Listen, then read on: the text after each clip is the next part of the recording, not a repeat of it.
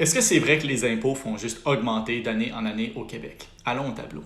Commençons il y a 10 ans, en 2013, avec un Québécois qui se fait un revenu annuel de 35 000 soit environ le revenu médian avant impôt à l'époque. Il aurait payé environ 6 360 en impôt cette année-là. Évidemment, l'impôt, c'est différent pour chaque personne. Il y a des crédits d'impôt qui peuvent s'appliquer ou non, mais on parle en moyenne. Ça équivaut à un taux d'imposition effectif de 18,2 Maintenant, on avance en 2023 aujourd'hui avec quelqu'un qui gagne le même montant, 35 000 ce qui équivaut à un taux d'imposition effectif de 14,3 Mais je vous entends tout de suite, c'est pas une comparaison juste. Et vous avez raison, parce que 35 000 en 2013, ça valait beaucoup plus que 35 000 en 2023. Alors, commençons avec le même revenu de 2013, mais ajustons-le à son équivalent en 2023. Ajusté pour l'inflation et le coût de la vie, 35 000 en 2013, ça équivaut à peu près 45 000 en 2023. J'arrondis évidemment un peu.